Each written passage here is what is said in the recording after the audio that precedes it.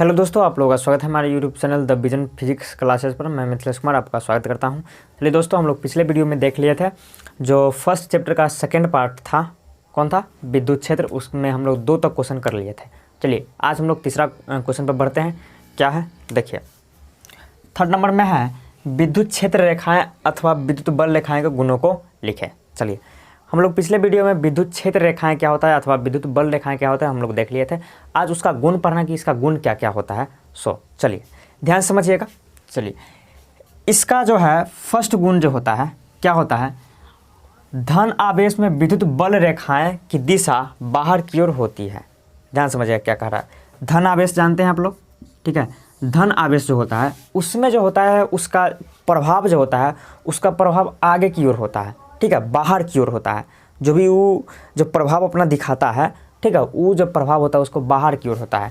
तो उसी प्रभाव को क्या एक काल्पनिक रेखा में बताया गया है जिसको बल रेखा कहते हैं। तो विद्युत जो धनावेशित कण होता है उसमें जो होता है विद्युत बल रेखाएं, ठीक है, वो बाहर की ओर होता है। चलिए ये समझ लिए। चलिए अब देखिए पॉइंट नंबर 2 में क्या है। पॉइंट नंबर 2 में है ऋण आवेश में विद्युत बल रेखाएं की दिशा अंदर की ओर होती है। चलिए, तो इस सेम बात वही है कि जो है इसके विपरीत जो आवेश होता है ऋण आवेश, उसमें जब विद्युत बल रेखाएं की इसका प्रभाव जो होता है, ठीक है, ये जो प्रभाव अपना जो दिखाता है वो प्रभाव इसका अंदर की ओर होता है, ठीक है। तो इसका जब विद्युत बल रेखाएँ होगा वो क्या किधर की ओर होगा, अंदर की ओर होगा, ठीक है। चलिए, ये सब विद्युत बल रेखाएँ का गुण है, ठीक है। तो इसको आप लोग को याद रखना है कि विद्युत बल रेखा का गुण क्या होता है। तो यह धनावेश में बाहर की ओर होता है, ऋण आवेश में अंदर की ओर होता है। चलिए अब देखिए 3rd नंबर क्वेश्चन में देखते हैं। देखिए, 2 विद्युत बल रेखाएं एक दूसरे को कभी नहीं काट सकती है क्योंकि कटान बिंदु पर विद्युत क्षेत्र तीव्रता की दिशा 2 हो जाएगी। ध्यान समझिएगा। यहाँ पर 2 विद्युत बल रेखाएं हैं, जैसे द्विध्रुव, ये तो हम लोग सिंपल जो एक दूसरे का जो आवेश रहेगा एक अलग अलग आवेश रहेगा तो देख लिए हैं। जैसे विद्युत द्विध्रुव क्या होता है हम लोग आगे समझेंगे। अभी समझिए, जैसे मान लीजिए कोई प्लस चार्ज है, ठीक है, और क्या है कोई माइनस चार्ज है। तो आप जानते हैं कि धन आवेश में जो होता है विद्युत बल रेखाएं का दिशा क्या बाहर की ओर होता है। तो धन आवेश में से निकलेगा, ठीक है, और ऋण आवेश में क्या करेगा, प्रवेश करेगा। धन आवेश में से निकलेगा, ऋण आवेश में प्रवेश करेगा। इस तरह से क्या होता है, धन आवेश में प्रवेश करेगा, इस तरह से धन आवेश से निकलेगा, ऋण आवेश में प्रवेश करेगा। तो आपको देखने को क्या मिलेगा कि कहीं पर भी ये 2 विद्युत बल रेखाएं जो है कहीं पर भी एक दूसरे को काटता हुआ आपको कहीं पर दिखेगा नहीं। जैसे कि आपको इस तरह से नहीं मिलेगा, ठीक है, ये कटान बिंदु आपको नहीं मिलेगा।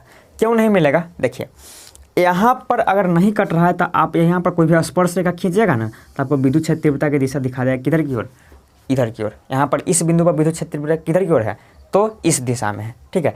लेकिन अगर कोई भी बिंदु जब कट जाएगा तो कटने का रूप अगर मान लीजिए कि कोई 2 विद्युत बल रेखाएं कट जाएगा तो कुछ इस तरह से होगा। और जहाँ पे कटान बिंदु होगा यहाँ पर हम लोग 2 स्पर्श रेखा खींच सकते हैं। देखो यहाँ पे देखिए, इस तरह से भी खींच सकते हैं स्पर्श रेखा और इस तरह से भी स्पर्श रेखा खींच सकते हैं। इस बिंदु पर आप स्पर्श रेखा क्या खींच सकते हैं, 2 खींच सकते हैं। चलिए, तो यहाँ पर 2 स्पर्श रेखा हो गया। तो इस बिंदु पर विद्युत क्षेत्र तीव्रता को इधर बता रहा है, एक विद्युत क्षेत्र तीव्रता इधर बता रहा है। इसी बिंदु पर 2 तरफ विद्युत क्षेत्र तीव्रता, ये कैसे हो जाएगा? तो यही संभव नहीं हो पाता है कि एक ही बिंदु पर विद्युत क्षेत्र तीव्रता की दिशा 2 संभव नहीं हो पाता है, ठीक है। तो ध्यान समझिएगा, 2 विद्युत बल रेखाएं एक दूसरे को कभी नहीं काट सकती है क्योंकि कटान बिंदु पर विद्युत क्षेत्र तीव्रता की दिशा 2 हो जाएगी जो कि संभव नहीं है। ये जो है यहाँ पर विद्युत क्षेत्र तीव्रता 2 हो जाएगी जो कि संभव नहीं है, इसलिए 2 विद्युत बल रेखाएं एक दूसरे को कभी नहीं काटते, ठीक है। चलिए, इसमें और सारा पॉइंट्स भी लिख सकते हैं। जैसे देखिए, जहाँ पे क्या है, जहाँ पे विद्युत बल रेखाएं सघन होती है वहाँ पे विद्युत बल का मान क्या होता है, विद्युत बल का मान क्या होता है, अधिक होता है। और जहाँ पे विरल होता है, जहाँ पे विद्युत बल रेखाएं का क्या होता है, विरल होती है, वहाँ पे विद्युत बल रेखाएं का मान क्या होता है, कम होता है। तो इस पॉइंट्स को भी लिख सकते हैं, ठीक है। आप ये भी लिख सकते हैं कि इसके किसी विद्युत बल रेखाएं किसी भी बिंदु पर खींची गई स्पर्श रेखा विद्युत क्षेत्र तीव्रता की दिशा को दर्शाता है। तो हमको केवल 3 पॉइंट्स या 2 से 3 पॉइंट्स याद रखना है, ठीक है। तो आपको अगर 2 नंबर में आएगा तो आपको 2 से 3 पॉइंट्स लिख दीजिएगा, बस 2 नंबर में आपको 2 नंबर मिल जाएगा पूरा का पूरा, ठीक है। तो आशा करते हैं कि आपको ये अच्छे से समझ में आया होगा। चलिए बढ़ते हैं आप अगले क्वेश्चन की ओर। अगला क्वेश्चन 4 नंबर, देखिए विद्युत द्विध्रुव तथा विद्युत द्विध्रुव आघूर्ण को परिभाषित करें। ठीक है, चलिए अब विद्युत द्विध्रुव क्या होता है और विद्युत द्विध्रुव आघूर्ण क्या होता है इसको समझ लेते हैं। ठीक है, चलिए पहले समझते हैं कि विद्युत द्विध्रुव क्या होता है। देखिए परिभाषा इसको देखेंगे, पहले यहाँ पे समझ लीजिए कि विद्युत द्विध्रुव होता क्या है, इसको अपना भाषा में समझ लीजिए पहले। देखिए द्विध्रुव का अर्थ क्या होता है, द्विध्रुव का अर्थ होता है जिसमें दो ध्रुव हो। तो एगो मान लीजिए एगो क्या है, एगो प्लस अब क्यू आवेश है, एगो क्या है माइनस क्यू आवेश है। ठीक है, दोनों का विद्युत द्विध्रुव किसको बोलेंगे, जब दोनों का दो ध्रुव तो बनेगा लेकिन दोनों ध्रुव का परिमाण बराबर होना चाहिए। यानी कि मान लीजिए कि +3 माइक्रोकूलम का आवेश है तो ये भी 3 माइक्रोकूलम का आवेश होना चाहिए।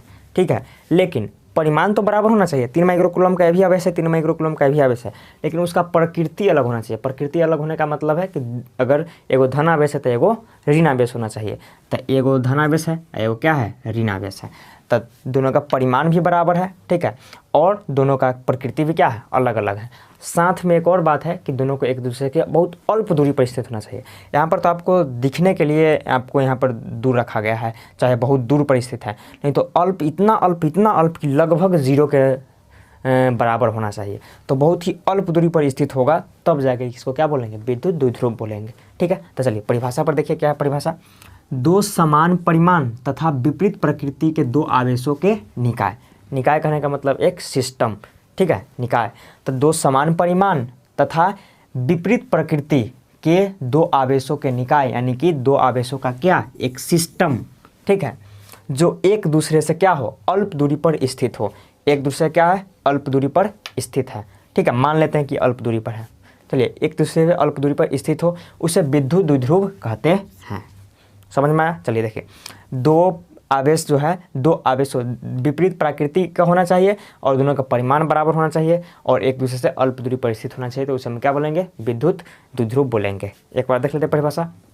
दो समान परिमाण तथा विपरीत प्रकृति के आवेशों के निकाय जो कि एक दूसरे से अल्प दूरी पर स्थित हो उसे हम लोग क्या बोलेंगे विद्युत द्विध्रुव बोलेंगे। ठीक है, जैसे NaCl HCl H2O, इसमें जानते हैं कि आप लोग NaCl Cl पर माइनस होता है, Na पर क्या होता है प्लस होता है, HCl पर माइनस होता है, H पर क्या होता है प्लस होता है, इस पर माइनस होता है, इस पर क्या होता है प्लस होता है। तो ये देखिए NaCl पर माइनस चार्ज होता है और NaCl पूरा जो होता है एक नमक का जो एक तत्व होगा उसमें क्या होगा कि प्लस और माइनस दोनों आवेश होगा, लेकिन एक दूसरे क्या होगा बहुत अल्प दूरी पर स्थित होगा, इसलिए सब क्या है विद्युत द्विध्रुव है। चलिए तो विद्युत द्विध्रुव समझ में आ गया। अब विद्युत द्विध्रुव आघूर्ण क्या होता है उसको समझ लीजिए। देखिए विद्युत द्विध्रुव आघूर्ण, विद्युत द्विध्रुव आघूर्ण क्या है, जैसे कि इसका जो लंबाई होता है इसको हम लोग लंबाई को 2a या 2l से भी सूचित किया जाता है। तो बहुत सारा किताब में देखिएगा कि 2a से भी सूचित करता है 2l से भी सूचित करता है, तो आप देखिएगा तो 2l भी कर सकते हैं 2a भी कर सकते हैं, तो इसमें ज़्यादा कन्फ्यूजन की बात नहीं है, आप जो मन है उससे दिखा सकते हैं द्विध्रुव की लंबाई को।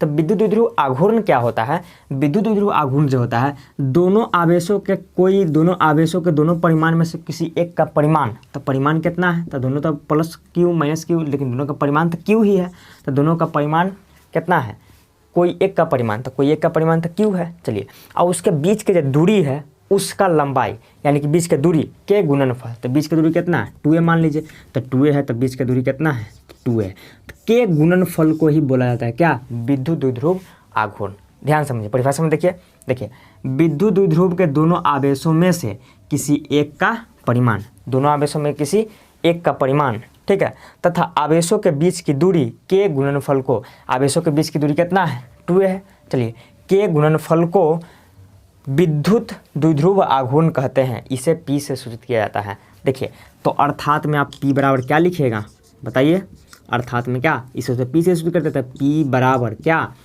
दोनों आवेशों में से किसी एक का परिमाण, तो दोनों आवेशों में से किसी एक का परिमाण कितना है Q है। ठीक है, परिमाण करने का मतलब कि प्लस माइनस को छोड़ के बात करना है, तो दोनों का परिमाण कितना हो गया, दोनों में से किसी एक का परिमाण तो Q ही है। चलिए उसके बाद दोनों के बीच की दूरी कितना है 2a या 2l, तो 2a ले लेते हैं, तो दोनों के बीच की दूरी कितना है 2a है।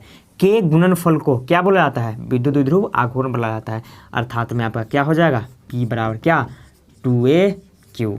समझ में आया। तो विद्युत द्विध्रुव आघूर्ण बराबर परिमाण तथा दोनों आवेशों के बीच की दूरी के गुणनफल को विद्युत द्विध्रुव आघूर्ण कहते हैं।